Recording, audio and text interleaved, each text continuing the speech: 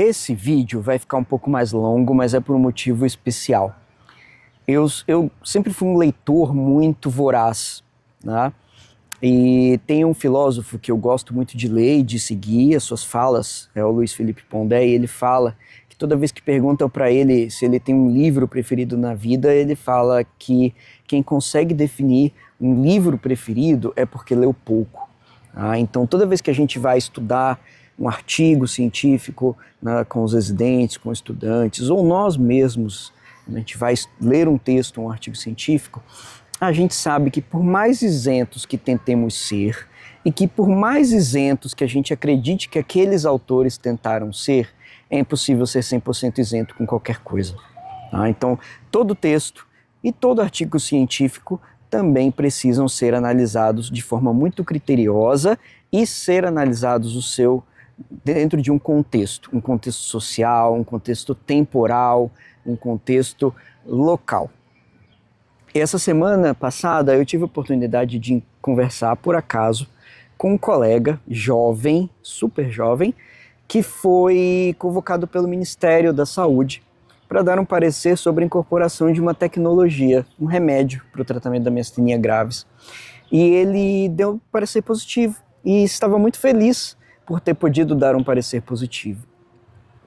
E aí ele me explicou os detalhes do seu parecer e eu fiquei muito triste com o que vi, porque quando você considera que um tratamento para miastenia graves, você não está considerando que a miastenia graves causada por anticorpo acetilcolina, ela tem um mecanismo de doença, um mecanismo fisiopatológico, um mecanismo de causa diferente, um tipo. Quando nós falamos de mecanismo de doença anti-MuSK, é totalmente diferente. Então o anticorpo é diferente, a forma como esse anticorpo causa doença no corpo da pessoa é diferente. A miastenia congênita é uma doença totalmente diferente.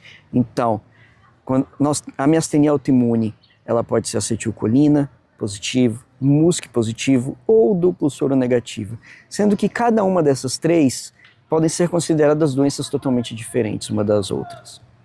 Já a miastenia congênita é uma doença totalmente diferente, então. Então, quando o colega faz um parecer sem conhecer essas nuances, sem conhecer essas diferenças, e coloca que a miastenia graves é uma doença só, sem diferenciar os seus subtipos, ele força pacientes que nós sabidamente conhecemos que não vão responder tão bem a tal remédio, a tal tecnologia, a usar essa tecnologia. Isso significa perda de qualidade de vida e risco. Risco de sofrimento, risco de morte, risco de crise miastênica para uma população que não merece, uma população que precisa ser melhor cuidada. Então eu deixo um apelo para os colegas, não se submetam a isso. Se você não tem conhecimento técnico da doença, você não é capaz de fazer um parecer técnico desse nível. Então precisa que seja alguém que conheça a doença. Você só pode fazer um parecer profundo, aprofundado e isento quando você conhece a doença e sabe todos os interesses que estão envolvidos por trás disso.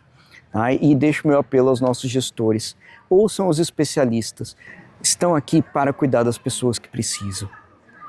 O foco da medicina, o principal juramento, e tem muitos profissionais que trabalham dessa forma. Paciente em primeiro lugar. O nosso foco está em cuidar das pessoas que precisam.